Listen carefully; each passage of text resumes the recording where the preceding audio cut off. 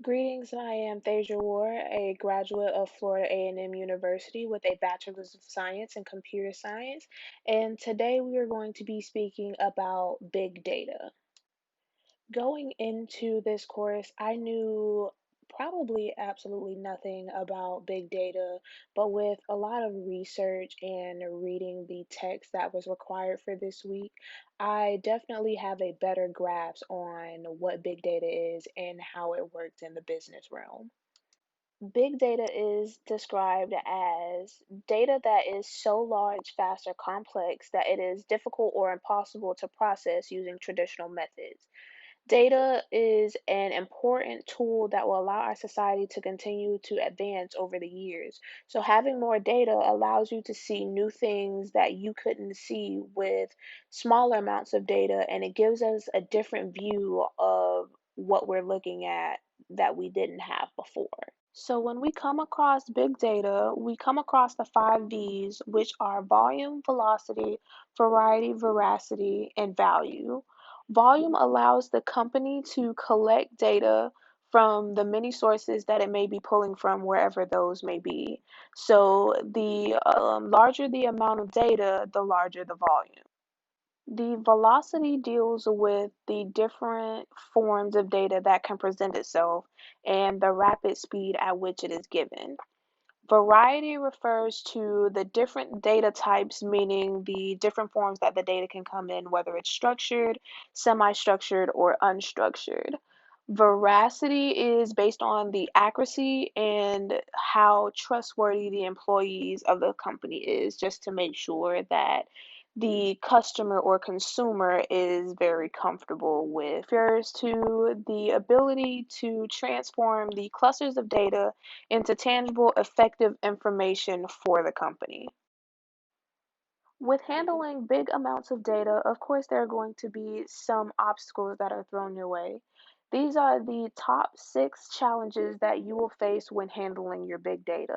Lacking in understanding. So many of our employees may know what data is, but no one has a clear picture of the actual importance. So if I have no clear understanding of importance, then I might not back up data that I think is useless.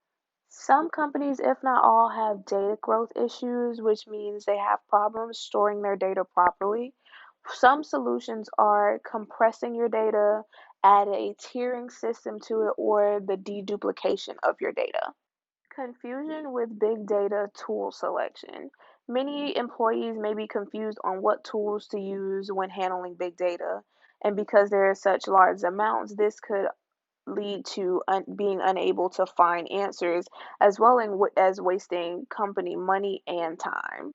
Lack of data professionals. So, our data handling tools have rapidly evolved and our professionals haven't. So, we need to bridge that gap so that we don't have that problem in the near future. Securing data. Companies are too busy analyzing and storing data that they neglect the security, which results into stolen records and lost wages.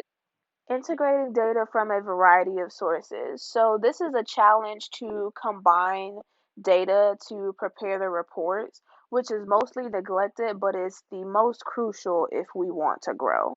Next, we have the warehouse architecture. These are the top five architectures that are mainly used. Anything else would be a variation of these five architectures. Independent data marts are used when a specific data needs to be presented. Bus architecture contains a couple different data marts that cater to different processes that a company may need to perform.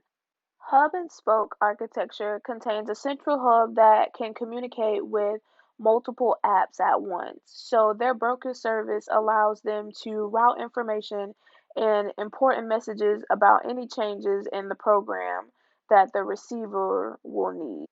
Centralized architecture is when an availability of a single or a few entities have control over the whole network. And finally, federated architecture allows past decision support structures to remain in place while being integrated with the new structures while using shared keys and other key components. Is of big data. It's completely straightforward. Understanding the business requirements, so you have to understand which projects will use the big data to maximize the profit. We then have to identify the type of data that we have coming in as well as the data that we are housing inside the company.